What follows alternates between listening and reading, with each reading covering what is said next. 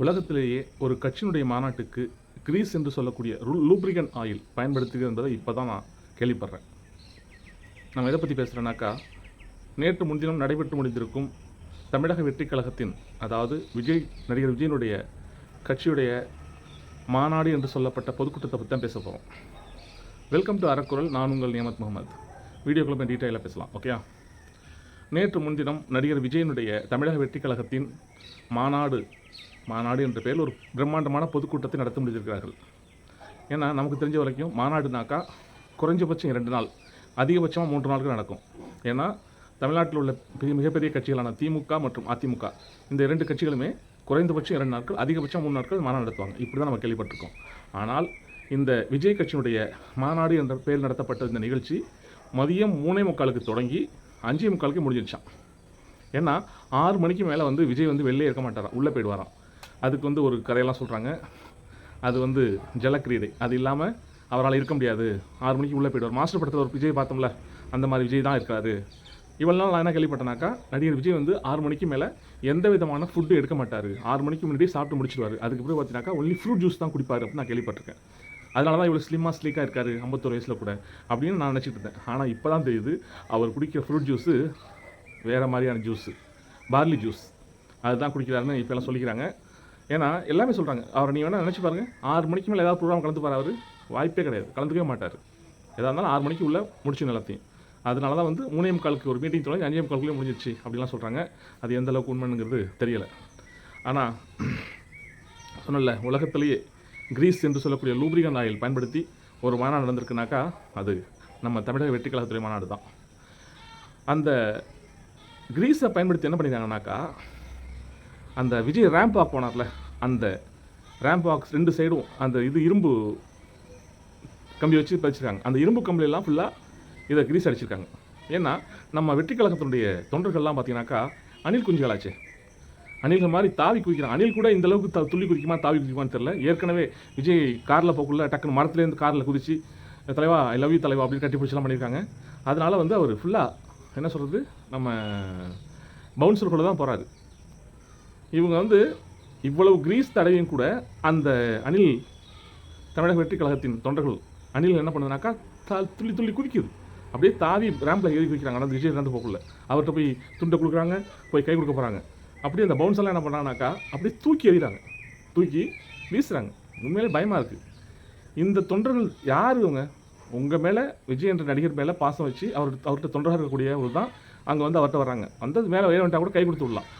அது இல்லாமல் அந்த பவுன்ஸர்லாம் தூக்கி வீசுகிறாங்க. பார்த்தாலே பரிதாபமாக இருக்குது. இப்படி இல்லாமல் பண்ணுவாங்க? ஒரு சுயமரியாதை யாருக்குமே கிடையாது, செல்ஃப் ரெஸ்பெக்ட் யாருமே கிடையாதா? இந்த தொண்டர்களும் இப்படி தான் பண்ணதுக்கிறாங்க. அந்த பவுன்சர்களும் அவர் சுற்றி ஒரு 7-8 பேர் இருக்காங்க, ஒரு தூக்கி எறிகிறாங்க. அந்த கிரீஸ் தடவையும் கூட வலிக்கிட்டு சில பேர் கீழே விழுறாங்க. அதையும் தாண்டி சில பேர் மேலே ஏறி போகிறாங்க. அவங்கள தான் இப்படி தூக்கி எறிகிறாங்க. இந்த வீடியோ பாருங்கள் அப்படின்ட்டு இப்படி தான் நடந்துகிட்ருக்கு. அப்புறம் பார்த்தீங்கன்னாக்கா விஜய் அங்கிள்னு கூப்பிட்டார். பர்சனலாக ஸ்டாலின் அவர்கள் தமிழ்நாடு முதலமைச்சர் ஸ்டாலின் அவர்கள் விஜய் அங்கிள்னு சொல்லி பார்ப்பாருக்கு. அதை பகிரங்கமாக பொதுக்கூட்ட மேடையிலே, மாநாடுன்னு சொல்ல முடியாது, பொதுக்கூட்ட மேடை, நம்ம பொறுத்தவரைக்கும் பொதுக்கூட்டம் தான், பிரம்மாண்டமான பொதுக்கூட்டம். அந்த பொதுக்கூட்ட மேடையிலே Stalin uncle is very wrong uncle அப்படின்லாம் பேசியிருந்தார். அதே போல் இப்போ உள்ள கரண்ட் சுச்சுவேஷனில் உள்ள விஷயத்தை பற்றி அவர் எதையுமே டச் பண்ணி பேசவே இல்லை. கவின் கொலை வழக்கு, அதே போல் சிவகங்கையில் மதுரைக்கு பக்கத்தில் உள்ள மாவட்டம் தான் சிவகங்கை. அங்கே தான் இந்த அஜித்குமார் என்ற ஒரு இளைஞரை போலீஸில் அடித்து கொண்டாங்க அப்படின்ட்டு ஒரு பெரிய கான்ட்ரவர்சி ஆச்சு. அதை பற்றி பேசலை. திருநெல்வேலியில் கவின் என்ற ஒரு இளைஞர் ஆணவ படுகொலை செய்யப்பட்டார், அதை பற்றி பேசலை. இப்போதைக்கு ஒன்றிய அரசாங்கம் ஒரு கருப்பு சட்டத்தை கொண்டு வந்திருக்கு. அதாவது முதலமைச்சர்கள், அமைச்சர்கள் மற்றும் பிரதமர் மற்றும் ஒன்றிய அமைச்சர் யாராக இருந்தாலும் சரி, அவர்கள் மீது ஒரு ஊழல் குற்றச்சாட்டு சாட்டப்பட்டால் அந்த ஊழல் குற்றச்சாட்டின் அடிப்படையில் அவங்க அரெஸ்ட் பண்ணி கைது செய்யப்பட்டு உள்ளே வச்சாக்கா 30 நாட்கள் அவங்க சிறையில் கழிச்சிட்டாங்கன்னா 31 நாள் அவர்கள் பதவி நீக்கம் செய்யப்படுவார்கள் அப்படின்னு ஒரு கருப்பு சட்டத்தை பாராளுமன்றத்தில் உலக உத்தமர் அமித்ஷா அவர் தான் கொண்டு வந்திருக்காரு. அதை பற்றி பேசலை. அதே போல் ஓட்டு திருட்டு, ஓட் சோரின்ட்டு ஒரு பெரிய ஒரு பிரளயமே நடந்திருக்கு. கடந்த ஆகஸ்ட் மாதம், இந்த மாதம் 8ஆம் தேதி ராகுல் காந்தி அவர்கள் அந்த ஓட்டு திருட்டை பற்றி ஒரு பெரிய ப்ரெஸ் மீட் கொடுத்து இந்தியா முழுவதும் ஒரு பேசு பொருளாகி இந்தியாவே கொந்தளிச்சு ஒரு எழுச்சி அடைஞ்சிருக்கு. இப்படியெல்லாம் கூட ஓட்டு திருட்டு நடக்குமா அப்படின்ட்டு எல்லா மக்களும் பேசிகிட்டு இருக்காங்க. அதை பற்றி ஒரு வார்த்தை கூட பேசலை. ஸ்டாலின் அரசாங்கத்தை பற்றி தாக்கி பேசினார். Stalin uncle very wrong uncle, this worst uncle அப்படிலாம் பேசினார். அதே போல் பாஜக கொள்கை எதிரி பாஜகன்னு சொல்லிட்டு இருக்காருல, அந்த பாஜகவையும் கொஞ்சம் தாக்கி பேசிதான் இருந்திருப்பேன். மோடி அவர்களே, நரேந்திரபாய் மோடி அவர்களே, தாஸில் பாய் நரேந்திரபாய் மோடி அவர்களே, உங்கள் எல்லா மக்களுக்காகத்தான் நீங்கள் வந்து பிரைம் மினிஸ்டர் ஆனீங்க. ஆனால் இஸ்லாமிய மக்களை வந்து ரொம்ப துன்புறுத்துறீங்க, அவங்கள மட்டும் வைக்கக்கூடாதுன்னு நினைக்கிறீங்க அப்படின்ட்டு ஒரு பேச்சு பேசியிருக்காரு. இது வந்து எப்படின்னா, நாக்பூர்லேருந்து இந்த ஸ்கிரிப்ட் தமிழ்நாட்டில் வந்து இஸ்லாமியருடைய வாக்கெல்லாம் ஒட்டுமொத்தமாக திமுக கூட்டணிக்கு போகுது. அப்படி அந்த ஓட்டு அவங்களுக்கு போகக்கூடாது. அதில் நீ கொஞ்சம் எடுங்க, அதை சேதாரம் பண்ணுங்கள். அந்த திமுகவுக்கு வந்து ஒட்டுமொத்தமாக இஸ்லாமிய வாக்கள் போகக்கூடாது. அதில் நீங்கள் கொஞ்சம் முஸ்லீம்களுக்கு ஆதரவாக பேசுனீங்கன்னாக்கா உங்களுக்கு சில ஓட்டு கிடைக்கும் அப்படின்ட்டு அவர்களுடைய நாக்பூர் எஜமானர்கள் கொடுத்த ஸ்கிரிப்டை பேசியிருக்காரு. மற்றபடி மோடி அரசாங்கத்தை பற்றி எதுவுமே தாக்கி பேசலை, அப்படியே பேசிட்டு நழுவிட்டு போயிருக்காரு. ஏன்னா இப்படி தான் இந்த பிரம்மாண்டமான கூட்டம் நடந்துச்சு. இவரை தவிர்த்து அவர் சொன்னது இவருடைய ஃபோக்கஸ் ஃபுல் அண்ட் ஃபுல் எல்லாமே வந்து விஜயை பற்றி இருந்ததுனால மற்றவர்கள் அந்த ஆதவ அர்ஜுனோ மற்ற நம்ம புஸ்தி ஆனந்த் இருக்கார்ல, அவரை பற்றி அவருடைய பேச்செல்லாம் யாருமே ஒரு கணக்கில் எடுத்துக்கல. ஏன்னா அவர் விஜய் சொன்னதுனாக்கா இந்த கட்சியை பொறுத்த வரைக்கும் ஒரே முக்கிய பிரச்சனை நான் தான் 234 தொகுதியிலையும் நானே நிற்கிறதா நினச்சிட்டு நீங்கள் செயல்படணும், வேலை பார்க்கணும் அப்படிலாம் கேட்டிருக்காரு. ஏன்னா அந்த புஸ்தி ஆனந்த் வந்து ஒவ்வொரு கூட்டத்துலேயும் மேலே ஏறாத, இறங்கு, உயர இழுக்காத, ஈபி ஒரு போது பாரு, டச் பண்ணாத, சேர கீழே வை அப்படின்ட்டு சொல்லிட்டே இருப்பாங்க. அதே போல் தான் இந்த கூட்டத்திலையும், இந்த பிரம்மாண்டமான பொதுக்கூட்டத்திலையும் பார்த்தீங்கன்னாக்கா சாயங்காலம் 3:30 மணிக்கு நடைபெற வேண்டிய கூட்டத்துக்கு முதல் நாள் நைட்டே வந்துட்டாங்களாம். அதையும் தவிர்த்து காலையில் வேறு 9 பேர் வந்திருக்காங்க. லட்சக்கணக்கான மக்கள் தன்னெழுச்சியாக இளைஞர்கள் வந்துட்டு என்ன பண்ணாங்கன்னா, அவங்களுக்கு வந்து இப்போ மாநாடு நினச்சினாக்கா ஒரு ஷெட் இருக்கும், ஃபுல்லாக கவர் பண்ணி ஷெட் இருக்கும். அதில் வந்து மக்கள் உள்ளே இருக்கலாம். அப்படி ஒரு ஷெட் இல்லாமல் திறந்த வெளி மைதானம். ஒரே நாள் கிட்டத்தட்ட இத்தனை நாள் வந்து இவ்வளோ செலவு பண்ணி ஒரு மாநாடு நடத்துறீங்க, அது ஒரு ஷெட் மாதிரி போட்டிருந்தா கூட அந்த தொண்டர்கள் கொஞ்சம் நிம்மதியாக இருந்திருப்பாங்க. போன விக்கிரவாண்டி மாநாட்டில் பார்த்தீங்கன்னாக்கா தண்ணி பிரச்சனை, தண்ணியே சுத்தமாக குடிக்க தண்ணியே இல்லை அப்படின்னு அதனால் டாய்லெட் தண்ணியெல்லாம் எடுத்து குடிச்சு வந்தோம் அப்படின்லாம் சொன்னாங்க. அந்த பிரச்சனையை பேஸ் பண்ணி இப்போ இந்த இதில் தண்ணி பிரச்சனை இல்லாமல் சால்வ் பண்ணிட்டாங்க. தண்ணியெல்லாம் பார்த்தீங்கன்னாக்கா பாக்ஸாக இருக்குது, மினரல் வாட்டர்லாம் அதெல்லாம் யாருக்கும் ப்ராப்பராக டிஸ்ட்ரிபியூட் பண்ணல. அதே போல் ஆர்ஓ வாட்டர்லாம் எல்லா இடத்துலையும் பிளான்ட் போட்டுச்சுட்டாங்க, அதனால் தண்ணி கொடுத்துட்டாங்க. ஆனால் அங்கே வந்து மக்களுக்கு உணவு கொடுக்கல. அதே போல் அவங்க வந்து கொஞ்சம் இலைப்பாடுறதுக்கு ஒரு நிழல் போன்ற ஒரு ஷெட் அமைப்பு ஏற்படுத்துகிறேன். ஆனால் பார்த்தீங்கன்னா நம்ம இந்த தொண்டர்கள்லாம் காலையிலே வந்துட்டாங்க. 3:30 மணி தான் இது வந்து மாநாடு நடக்குது, ஸ்டார்ட் ஆகுது. அந்த அறிவில் பார்த்தீங்கன்னாக்கா அவங்கலாம் கீழே கையில் உள்ள சேரை வச்சு தலையில் வச்சுட்டு உட்காந்துருக்காங்க. சில பேர் அந்த கீழே வந்து ஒரு கிரீன் கார்பெட் போட்டிருக்காங்க, அதெல்லாம் ஃபுல்லாக கிழிச்சு மேலே தலைக்கு மேலே வச்சுருக்காங்க, அதை கவர் பண்ணுற மாதிரி. இப்படியெல்லாம் சில காட்சியெல்லாம் கண்டோம். ஏன்னா உங்களை நம்பி வரக்கூடிய தொண்டர்களுக்கு அவங்க எப்படி எந்த அளவுக்கு சேஃப்டியாக இருக்கணும், ஒரு ரிலாக்ஸாக இருக்கணும் அப்படின்னு அந்த ஒரு அக்கறை இல்லாமல் தண்ணி மட்டும் கொடுத்தா போதுமா? 2 லட்சம் 1.5 லட்சம் சேர் போட்டிருக்கீங்க. தமிழ்நாட்டில் உள்ள எந்த கான்ட்ராக்டரும் இவங்களுக்கு சேர் கொடுக்க தயாராக இல்லை. ஏன்னா இந்த தொண்டர்கள் பார்த்தீங்கன்னா இந்த மாநாடு முடிஞ்ச உடனே அடிச்சு கொட்டச்சு சேரெல்லாம் காலி பண்ணிட்டாங்க. போனது விக்கிரவாண்டி மாநாடு நினச்சில அப்பயே பார்த்தீங்கன்னா தமிழ்நாட்டிலேருந்து சேர் கொடுத்த யாருமே இப்போ அவங்களுக்கு சேர் கொடுக்கல, வாடகை கொடுக்கல. எப்பா எங்கள் ஆளை விட்டுருங்க, 5 கான்ட்ராக்டர் சேர் கேட்டிருக்காங்க, 4 பேர் அவங்க முடியாமல் சொல்லிட்டாங்க. ஒரே ஒருத்தர் மட்டும் கொடுத்துருக்காரு. அவரால் 1.5 லட்சம் சேரை சப்ளை பண்ண முடியாதனால கேரளாவிலேருந்து சேர் வந்து இறங்கியிருக்கு. இந்த மாநாடு முடிஞ்சு பார்த்தீங்கன்னாக்கா அவ்வளவு சேரில் அடித்து ஒட்டச்சு நோக்கி போட்டு வச்சுருக்காங்க. முதல்ல வந்து இந்த ஒரு உங்கள் கட்சியுடைய தொண்டர்களை அரசியல்படுத்தணும். நீங்கள் ரசிக மனப்பான்மையில் அவங்க எல்லாம் இருந்துகிட்டு இருக்காங்க. அதனால தான் பார்த்தீங்கன்னாக்கா எல்லாம் தாவி குதிச்சு அவர்கிட்ட ஏறி போய் கட்டி பிடிக்கிறது, கை கொடுக்குறது அப்படின்னு ட்ரை பண்ணுறாங்க. ஏன்னா இவர் வந்து இந்த கலைஞரை வந்து தாக்கி பேசுகிற மாதிரி பேசியிருந்தார். இவர் வந்து கலைஞர் வந்து எம்ஜிஆர்கிட்டே கெஞ்சினாராம். அவர் எம்ஜிஆர் வந்து அமெரிக்கா ஆஸ்பத்திரியில் உடம்பு சரியில்லாமல் இருக்கக்குள்ள ஆட்சி என்கிட்ட கொடுங்க, பதவியை முதலமைச்சர் பதவி என்கிட்ட கொடுங்க, அவர் எம்ஜிஆர் திரும்பி வந்து அவர்கிட்ட திருப்பி கொடுத்துருவேன் அப்படின்னு கலைஞர் பேசுனதாக ஒரு வதந்தி அந்த காலத்துலேருந்து நானும் கேள்விப்பட்டிருக்கேன். அதே வதந்தியை இவரும் வாந்தி எடுத்து வச்சிருக்காரு இப்போ. ஏன்னா எதிரிகளே கெஞ்ச வச்சவர் தான் எம்ஜிஆர் அப்படின்ட்டு. ஆனால் கற்றறிந்த அரசியல் ஞானம் படைத்தவர்கள்லாம் தமிழ்நாட்டுடைய 13 ஆண்டு கால எம்ஜிஆர் ஆட்சி என்பது இருண்ட கால ஆட்சி என்று சொல்லி தான் கேள்விப்பட்டிருக்கேன்.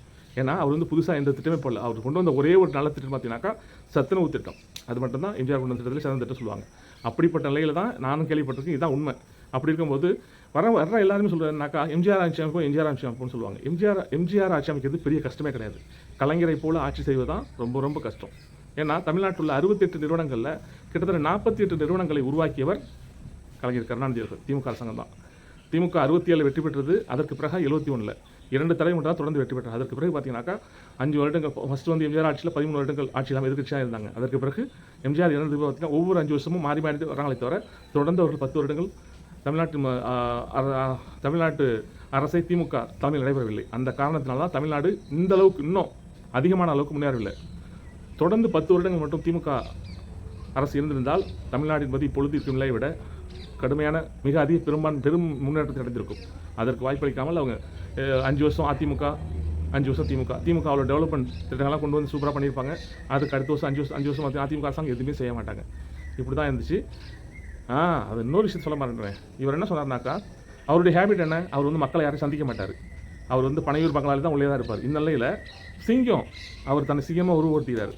சிங்கம் எப்போதுமே அடிக்கடி வெளில வந்து எட்டி பார்க்காது, மற்றவங்களை வேடிக்கை பார்க்காது. அது எப்போயாவது தான் வெளில வரும். வந்தால் குறி வச்சா தப்பாது அப்படிலாம் பேசியிருக்காரு. ஆனால் ஆக்சுவலாக அந்த சிங்கத்துடைய பல செயல்பாடுகள் எப்படின்னாக்கா, பெண் சிங்கங்கள் தான் வேட்டைக்கு போகும். ஆண் சிங்கங்கள் எப்போதுமே வீட்டில் தான் இருக்கும், குட்டிகளை பாதுகாக்கும், இல்லைனா தூங்கிட்டு தான் இருக்கும். இதுதான் உண்மை. ஆனால் அந்த ஆண் சிங்கத்துக்குரிய செயலை அவர் செஞ்சுட்டு இருக்காரு. அவர் எப்போதுமே பனையூர் பங்களாவில் உள்ளேருந்து தூங்கிட்டு தான் இருக்காரு, தவிர அவர் ஒன்றும் செய்யலை. அவர் சொல்கிறார், அவர் வெளியே பனையூர் பங்களா விட்டு வெளியே வராமல் இருக்கிறத நியாயப்படுத்துற மாதிரி சிங்கம் என்பது வெளியில் அடிக்கடி வந்துகிட்டே இருக்காது, எல்லாத்தையும் வேடிக்கை பார்க்காது, எப்போயாவது தான் வெளில வரும், வந்துச்சுன்னா குறி தப்பாது அப்படிங்கிறாரு. அப்புறம் என்ன சொல்கிறாரு, சிங்கம் வந்து செத்த பொருளையும் அழுகின பொருளையும் சாப்பிடாது, வேட்டையாடாது, என்ன எல்லாம் ஃப்ரெஷ்ஷாக தான் உயிருள்ள வேட்டையை தான் பாணும், உயிருள்ள உலகளாக வேட்டையாடும் அப்படிலாம் சொல்லியிருக்காரு. அதாவது என்ன சொல்கிறாங்கன்னா, அதிமுக மற்றும் நாதாக்க போன்ற கட்சியோட நாங்கள் கூட்டணி வைக்க மாட்டோம், அவங்களாம் செத்து போனவங்க, அழிஞ்சு போனவங்க என்ற ரீதியில் அவர் பேசுகிறதாக சொல்கிறாங்க. இப்படி தான் ஒரு பஞ்ச் டயலாக். அதாவது பார்த்தீங்கன்னாக்கா இவருடைய ஸ்பீச் என்பது இன்னைக்கு 2-3 நாளைக்கு முன்னாடி ரெடி பண்ண செய்யப்பட்டதில்ல, ஒரு 40 நாட்களுக்கு முன்னாடியே இதை எழுதி கொடுத்துட்டாங்க. கடந்த 40 நாட்களாக இதெல்லாம் ஃபுல்லாக மனப்பாடம் பண்ணி பேசியிருக்காரு. அதுலேயும் இடையில ஒரு 2 நிமிஷம் கேப் விட்டார், வரல, பேப்பர் மாறி போச்சு, ஏதோ பேசிட்டு. அது அப்போது எதுனா கலைஞரை பற்றி பேச உள்ளதான். எதிரியே கெஞ்சி வச்சவர் தான் எம்ஜிஆர், என்கிட்ட ஆட்சியை கொடுங்க, நான் வந்து அவர் வந்து எம்ஜிஆர் திருப்பி ஆட்சியை படிச்சிடறேன் அப்படின்னு கலைஞர் கெஞ்சியதாக அவர் பேசினோடனே அடுத்த 2 நிமிஷத்துக்கு பார்த்தீங்கன்னா அவரோட பேச முடியல, பேப்பர் மாறி போச்சுட்டு இருக்குது. இப்படிப்பட்ட பலவிதமான கூத்துகளாக நடந்து முடிஞ்சிருக்கு. என்ன அதே போல் விஜயுடைய தொண்டர்கள் கொஞ்சம் சுயமரியாதை மிக்கவர்களாக மாறிக்கொள்ள வேண்டும். இப்படியெல்லாம் உங்களை தூக்கி எறிகிறாங்க, அவங்கள அப்பா அம்மா பெற்று வளர்த்து ஆளாக்கி இப்படியெல்லாம் உங்களை தூக்கி எறிகிறாங்க. நீங்கள் கிரீஸ் தகுந்த கப்பியையும் தாண்டி மேலே போகிறீங்க, அவங்க தூக்கி எறிஞ்சிட்டு இருக்காங்க. அதே போல் 2 பேர் இறந்து போயிருக்கிறார்கள். காளீஸ்வரன் என்ற ஒரு கல்லூரி மாணவர் அந்த ஃப்ளெக்ஸ் ஃபிக்ஸ் பண்ண போக்குள்ள எலக்ட்ரிசிட்டி ஷாக் அடிச்சு இறந்து போயிருக்காரு. அதே போல் இன்னொருத்தர் பிரபாகரன் ஒருத்தர் மாரடை ஏற்பட்டு இறந்து போயிருக்காரு. இன்னொருத்தர் ஹிருதிக் ரோஷன் ஒரு பையன், அவர் வந்து மூச்சு திட்டத்தில் ஏற்பட்டு இறந்து போயிருக்காரு. 3 பேர் இறந்து போயிருக்காங்க. ஆனால் இந்த மரணங்களை பற்றி எந்த விதமான ஒரு இரங்கல் கூட தெரிவிக்காமல் தான் இந்த மாநாடு நடந்து முடிந்திருக்கிறது. மாநாட்டின் முடிவில் தீர்மானங்கள் வாசிக்கப்படும் சொன்னவங்க, அது கூட டைம் இல்லாமல் தீர்மானம் வாசிக்க தான் டைம் இல்லாதனால நாங்கள் இதில் வந்து வெப்சைட்டில் அப்லோட் பண்ணிவிடுவோம், நீங்கள் பார்த்துங்க அப்படின்னு சொல்லிட்டு மாநாட்டை முடிச்சுட்டு மணி 6 முன்னாடியே போயிட்டாராம் விஜய். இப்படியெல்லாம் நடந்து முடிஞ்சிருக்கு இந்த தாவிக்க மாநாடு. இதை பற்றிய கருத்துக்களை கமெண்ட்டில் பண்ணுங்கள். நான் என்னுடைய கருத்து சொல்லிட்டேன். ஓகே, தேங்க்ஸ் ஃபார் வாட்சிங். இந்த வீடியோ உங்களுக்கு பிடிச்சா லைக் பண்ணுங்கள், கமெண்ட் பண்ணுங்கள், ஷேர் பண்ணுங்கள். அறக்குறள் யூடியூப் சேனலை சப்ஸ்கிரைப் பண்ண மறக்காதீங்க. Bye, see you.